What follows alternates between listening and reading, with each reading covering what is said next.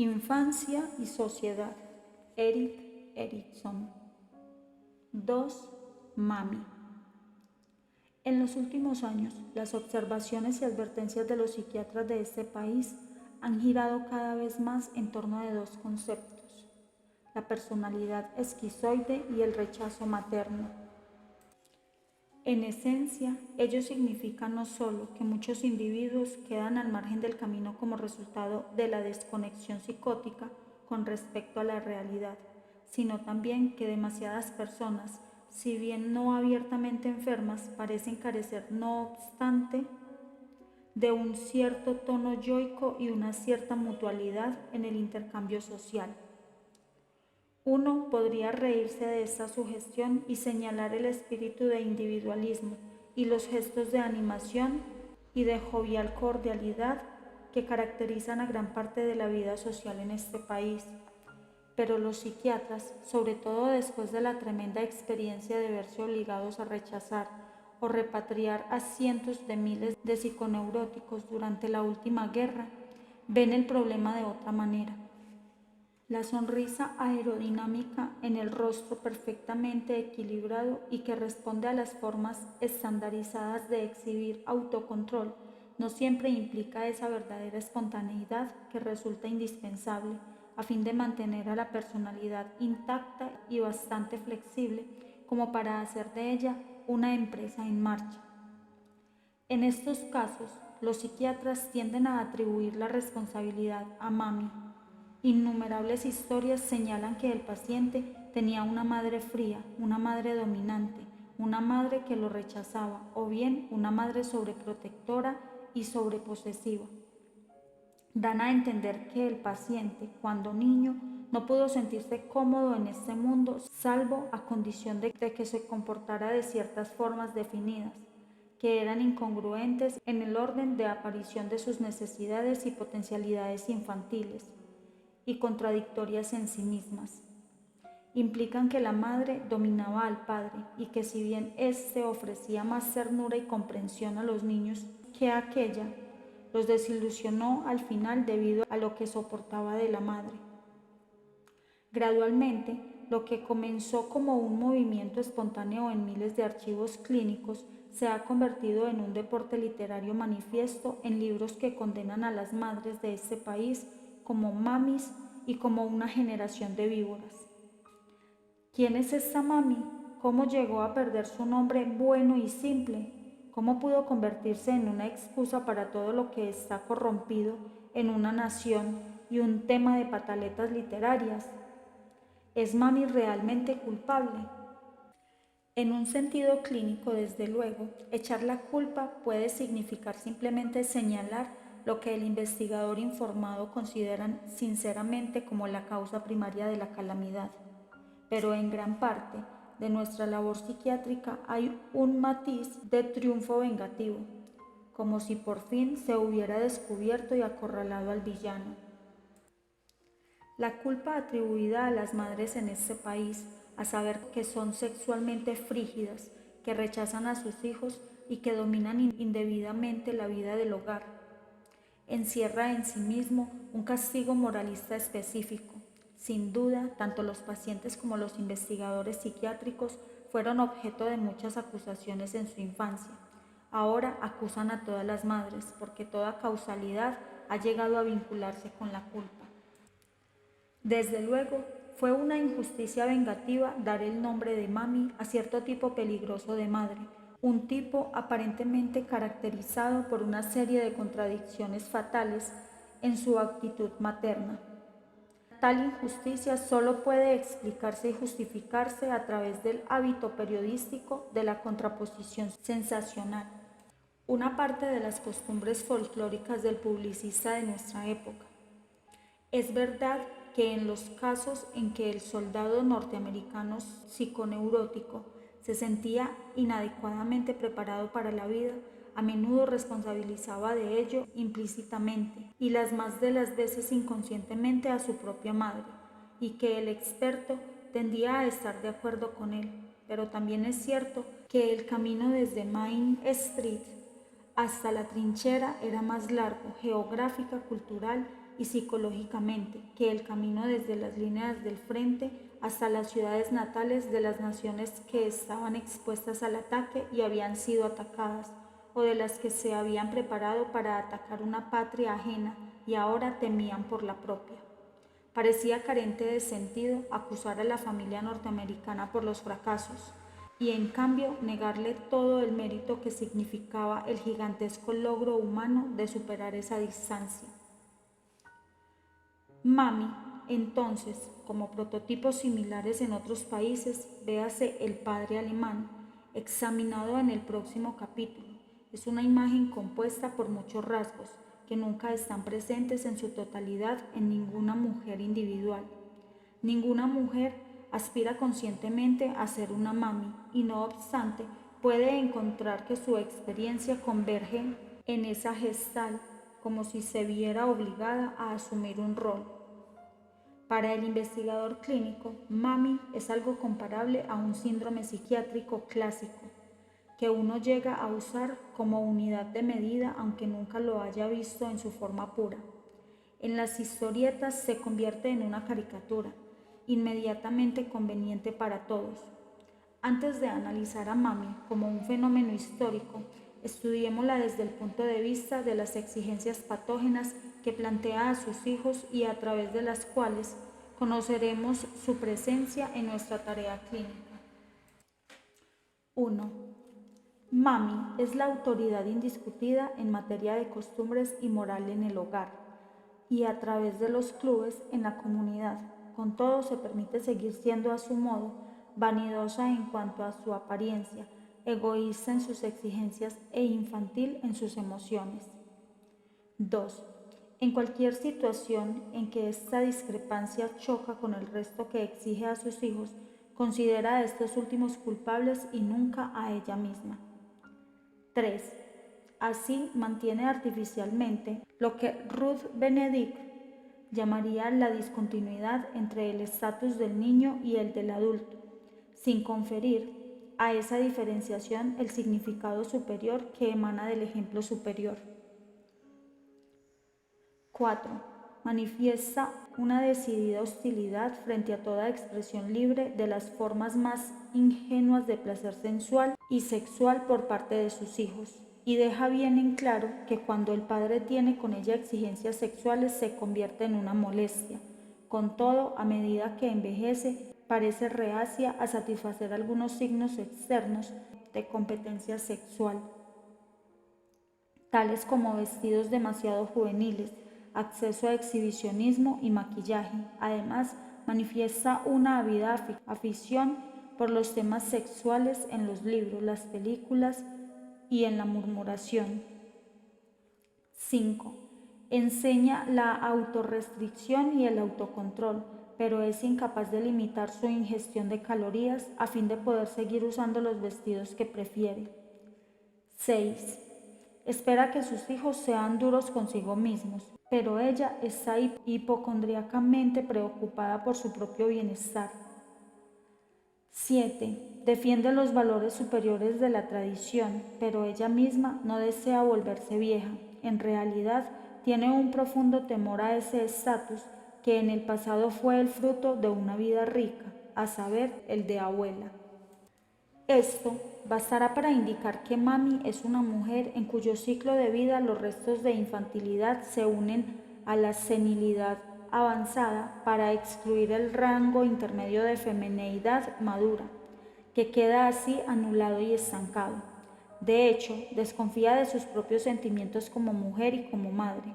Incluso su excesiva preocupación no proporciona confianza, sino una desconfianza perdurable. Pero corresponde decir que esta mami, o mejor aún, cualquier mujer que se identifica o es identificada por los demás como el estereotipo mami, no es feliz, no se gusta a sí misma, está acosada por la ansiedad de haber desperdiciado su vida, sabe que sus hijos no la aman genuinamente a pesar de los regalos para el Día de la Madre. Mami es una víctima, no una triunfadora. Suponiendo entonces que este sea un tipo, una imagen compuesta de suficiente pertinencia para la epidemiología del conflicto neurótico en este país, Explicarlo requeriría evidentemente la colaboración del historiador, el sociólogo y el psicólogo, y de una nueva clase de historia, una clase que en este momento se encuentra reconocidamente en sus etapas impresionistas y sensacionales.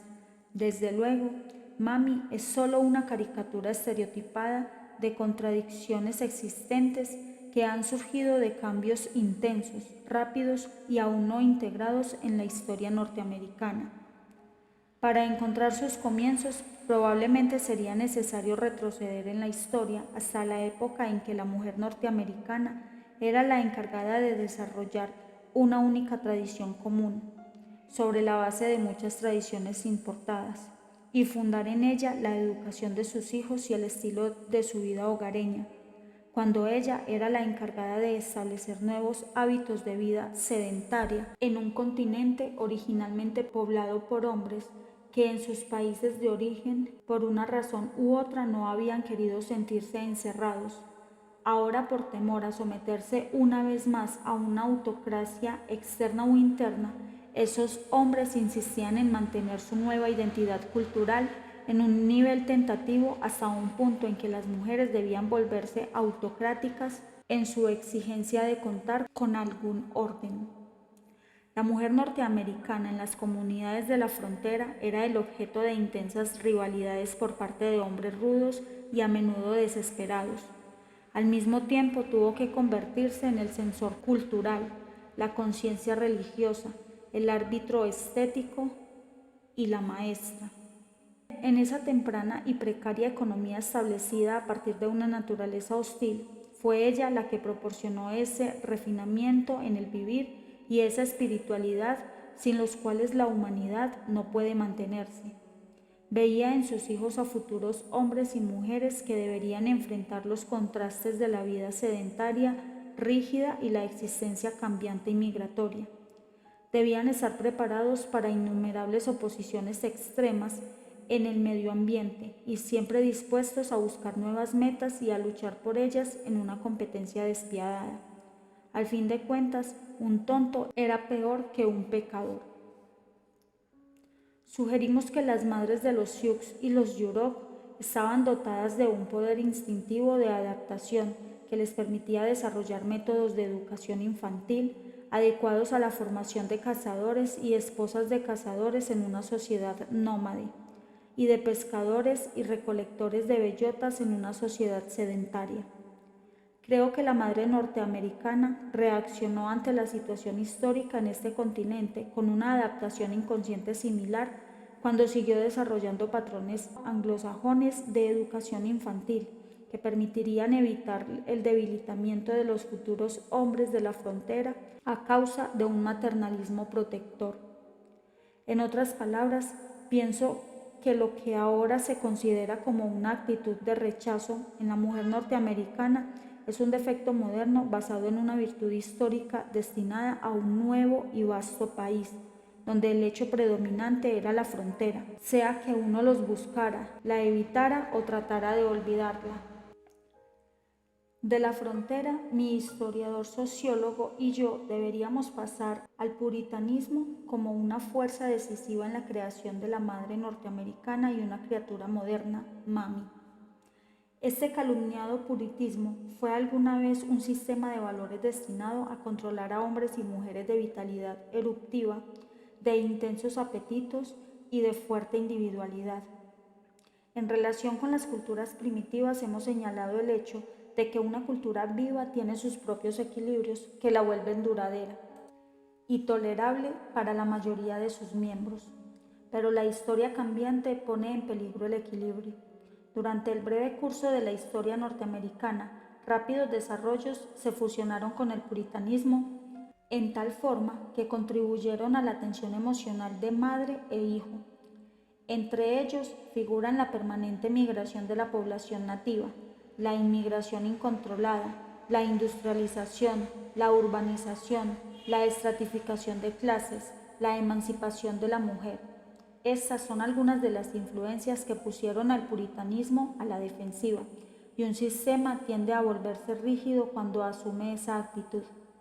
El puritanismo, además de definir el pecado sexual para individuos de gran vitalidad y obstinación, llegó a abarcar gradualmente toda la esfera de la vida corporal, incluyendo la sensualidad y las relaciones maritales, y extendiendo su frigidez sobre las tareas del embarazo, el parto, la lactancia y la educación infantil. El resultado fue que los hombres no lograban aprender de sus madres a amar la bondad de la sensualidad antes de aprender a realizar sus prácticas pecaminosas. En lugar de odiar el pecado, aprendieron a desconfiar de la vida. Muchos se volvieron puritanos sin fe ni entusiasmo. Desde luego, la frontera siguió siendo la influencia decisiva que sirvió para establecer en la identidad norteamericana la polarización extrema que la caracteriza. La polaridad original fue el cultivo de los polos sedentario y migratorio, pues las familias y las madres mismas se vieron obligadas a preparar hombres y mujeres capaces de arraigarse en la vida comunitaria y la gradual estratificación de clases de los nuevos pueblos y ciudades, y al mismo tiempo a preparar a esos niños para las posibles penurias físicas del establecimiento en la frontera. También las ciudades desarrollaron su existencia sedentaria y orientaron su vida centrípeta en torno del taller y el escritorio, el fuego del hogar y el altar, mientras por caminos y senderos circundantes llegaban desconocidos que alardeaban de Dios sabe qué pastos más verdes. Uno tenía que seguirlos o bien permanecer donde estaban y jactarse aún más. Lo importante es que el llamado de la frontera, la tentación a seguir avanzando, obligó a quienes permanecieron en su sitio a volverse defensivamente sedentarios y defensivamente orgullosos, en un mundo que desarrollaba el eslogan: si puedes ver la chimenea de tu vecino, es hora de seguir adelante. Las madres debían criar hijos e hijas dispuestos a ignorar el llamado de la frontera, pero también igualmente dispuestos a seguir desplazándose si se veían obligados a ello o elegían hacerlo. Con todo, cuando se hacían demasiado viejos ya no cabía elección alguna y se quedaban para apoyar la adherencia más sectaria y estandarizada. Creo que fue el temor a volverse demasiado viejo como para elegir, lo que dio a la ancianidad y a la muerte una mala reputación en este país. Solo en los últimos tiempos las parejas de ancianos han encontrado una solución: el Sistema Nacional de Remolques, que les permite dedicarse a un perpetuo viajar y también morir sobre ruedas. Sabemos en qué forma los problemas del inmigrante y los del individuo migratorio, los del emigrado y los del refugiado, se superpusieron unos a otros a medida que se colonizaban grandes áreas y que éstas comenzaban a tener un pasado. Para el nuevo norteamericano, con una tradición nacional de estratificación, los recién llegados se caracterizaron cada vez más por el hecho de haber escapado de alguna cosa, o por los valores comunes a que aspiraban. Y también estaban las masas de esclavos ignorantes y engañados del creciente mercado laboral industrial. A favor y en contra de estos últimos norteamericanos, las madres debían establecer nuevas formas morales y rígidas, pruebas de ascendente social. A medida que los Estados Unidos se fueron convirtiendo en el proverbial crisol de pueblos, la decisión de la mujer anglosajona aseguró que todos los integrantes mezclados, el puritanismo tal como era entonces, fue el más poderoso. El tipo más antiguo anglosajón se hizo aún más rígido, aunque al mismo tiempo honrado y bondadoso a su manera. Pero también las hijas de los inmigrantes intentaron frenéticamente emular las normas de conducta que no habían aprendido en su infancia. Creo que es aquí donde se originó la personalidad hecha por sí misma, como contraparte femenina del hombre hecho por sí mismo.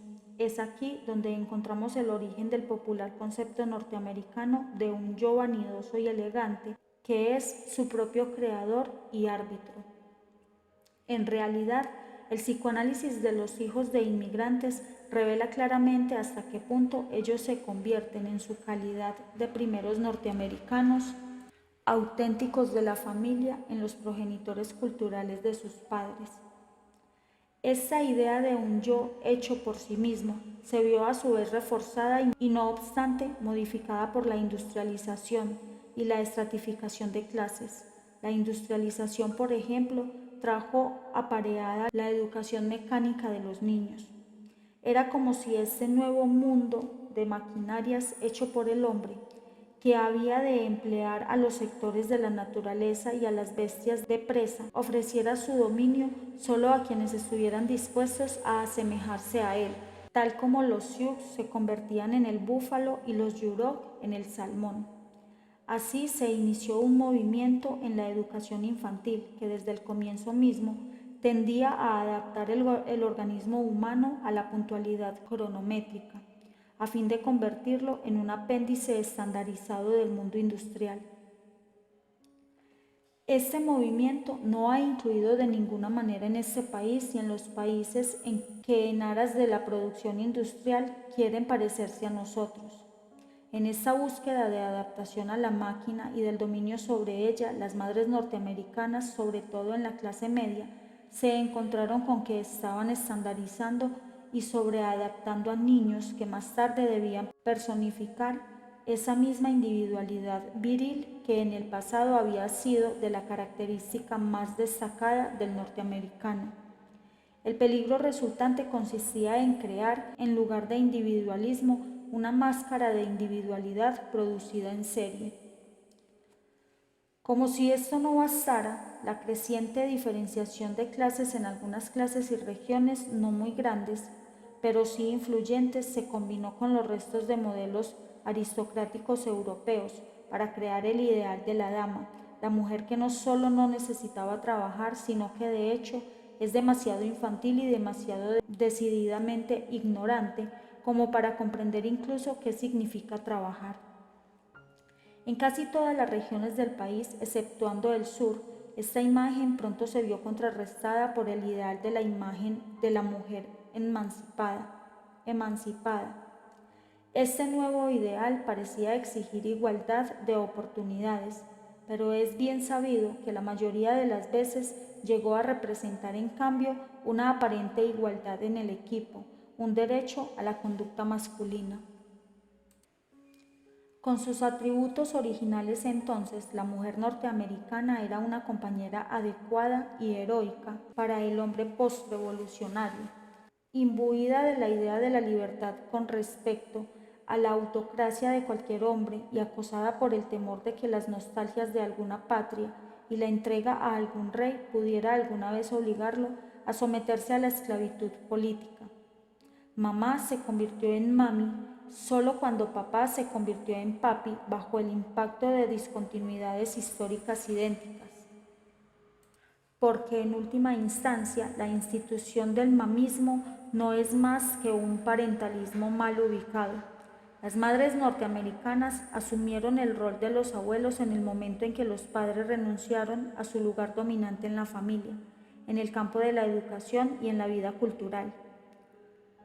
Los descendientes revolucionarios de los padres fundadores obligaron a sus mujeres a ser madres y padres, mientras ellos seguían cultivando el papel de hijos nacidos libres. Me resulta imposible tratar de estimar el alcance del trastorno emocional en este país. Las meras estadísticas sobre las perturbaciones mentales severas no sirven de ayuda. Nuestros métodos diagnósticos mejorados y nuestro celo misionero se desarrollan paralelamente a medida que tomamos conciencia del problema, de modo que resulta difícil afirmar si este país tiene hoy día neurosis más grandes y mejores, o maneras más grandes y mejores de detectarlas, o ambas cosas a la vez, pero desde mi experiencia clínica me atreviera a formular una cualidad específica en los individuos trastornos. Diría que por debajo de su orgulloso sentimiento de autonomía y su exuberante sentido de la iniciativa, el norteamericano atribulado, que a menudo es el que menos atribulado parece, acusa a su madre de haberle fallado. Sostiene que su padre no tuvo mucho que ver en el asunto, excepto en aquellos casos raros en que se trataba. Era un hombre extraordinariamente severo en la superficie, un individualista anticuado, un paternalista foráneo o un patrón al estilo norteamericano. En el psicoanálisis del hombre norteamericano, por lo común, se necesita bastante tiempo para llegar al insight de que hubo un periodo a comienzos de su vida en que el padre parecía realmente más grande y amenazador. Incluso entonces, al principio, hay muy poca comprensión de esa rivalidad específica por la madre, estereotipada en el complejo de Edipo. Es común si la madre hubiera dejado de ser el objeto de la nostalgia y el apego sensual antes de que el desarrollo general de la iniciativa llevara a una rivalidad con el viejo. Por detrás de un fragmentario complejo de Edipo aparece ese arraigado sentimiento de haber sido abandonado y defraudado por la madre, que constituye la queja silenciosa que se oculta tras el retraimiento esquizoide. Pareciera que el niño pequeño sintió que no tenía sentido hacer una regresión, porque no había nada a qué regresar, que no tenía sentido expresar sentimientos porque la respuesta era muy incierta. Solo quedaba la acción y el movimiento hasta el punto del derrumbe. Cuando también la acción fracasaba, solo quedaba el retraimiento y la sonrisa estandarizada y más tarde el trastorno psicosomático. Pero toda vez que nuestros métodos nos permitían llegar más hondo, encontramos en el origen de todo esto la convicción, la mortal autoacusación de que fue el niño el que abandonó a la madre, porque tenía tanto apuro por independizarse. El folclore norteamericano destaca este complejo en todo su poder original, en la leyenda del nacimiento de John Henry, un trabajador negro, quien de acuerdo con la conocida balada, murió más tarde en un intento por demostrar que un verdadero hombre es adecuado rival de cualquier máquina. La leyenda, no tan bien conocida, es esta. Ahora John Henry era un hombre, pero hace mucho que ha muerto. La noche en que Henry nació, la luna era cobriza y el cielo estaba negro. Las estrellas no brillaban y llovía a torrentes. Los relámpagos atravesaban el aire y la tierra temblaba como una hoja. Las panteras chillaban en los matorrales como un niño y el río Mississippi se salió de su cauce miles de millas. John Henry pesaba 22 kilos. No sabían qué hacer con John Henry cuando nació. Lo miraron y luego fueron y miraron el río. Tiene una voz de bajo como un predicador, dijo su mamá. Tiene hombros como los de un cargador de algodón, dijo su papá. Tiene las encías azules como un hechicero, dijo la partera. Podría predicar algo, dijo John Henry, pero no seré un predicador. Podría cargar algodón, pero no seré un cargador de algodón. Quizá tenga las encías azules como un hechicero, pero no tendré nada que ver con los espíritus, porque mi nombre es John Henry y cuando la gente me llame por mi nombre, sabrá que soy un hombre de verdad. Su nombre es John Henry, dijo su mamá, es un hecho, y cuando uno lo llama por su nombre, dijo su papá, es un hombre de verdad. Y en ese momento John Henry se levantó y se desperezó. Bueno, dijo, ¿no es hora de cenar? Seguro que es hora de cenar, dijo su mamá, y más tarde dijo su papá, y mucho más tarde dijo la partera. Bueno, dijo John Henry, ¿ya cenaron los perros? Ya cenaron, dijo su mamá. Todos los perros, dijo su papá. Hace mucho, dijo la partera. Bueno, entonces dijo John Henry, ¿no valgo yo tanto como los perros? Y cuando John Henry dijo eso, se encolerizó. Se echó hacia atrás en su cama y rompió las tablillas. Abrió la boca y aulló, y apagó las lámparas. Hendió la lengua y escupió, y eso apagó el fuego. No me hagan enojar, dijo John Henry, y el trueno resonó y retumbó. No me hagan enojar el día en que he nacido, porque me asusto de mí mismo cuando me enojo. Y John Henry se puso de pie en medio del piso y les dijo que quería comer. Tráiganme 4 huesos de jamón y una olla llena de repollos, dijo. Tráiganme pienso de nabos verdes altos como un árbol y aderécenlo con un poco de afrecho. Tráiganme una torta de pan fría y un poco de licor caliente para bajarla. Tráiganme 2 quijadas de cerdo y una pava llena de arvejas. Tráiganme una cacerola llena de bizcochos calientes, y un porrón de miel de caña, porque mi nombre es John Henry y los veré pronto. Y con eso John Henry salió de la casa y se alejó de Black River Country, donde nacen todos los buenos cargadores. Desde luego hay historias análogas en otros países, desde Hércules hasta Buzz Lightyear.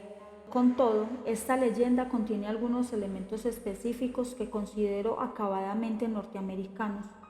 Caracterizar el tipo de humor utilizando aquí exigiría un enfoque objetivo que está más allá de mis posibilidades actuales, pero lo que debemos recordar para una referencia ulterior es el hecho de que John Henry comienza con una enorme protesta. Se ve frustrado en su enorme apetito. Ruega no me hagan enojar el día en que he nacido. Resuelve el dilema saltando sobre sus propios pies y alardeando de su capacidad estomacal. No se comprometerá con ninguna identidad predeterminada por los estigmas del nacimiento y parte para convertirse en un hombre que no es nada más que un hombre, antes de que se haga intento alguno por proporcionarle lo que ha exigido.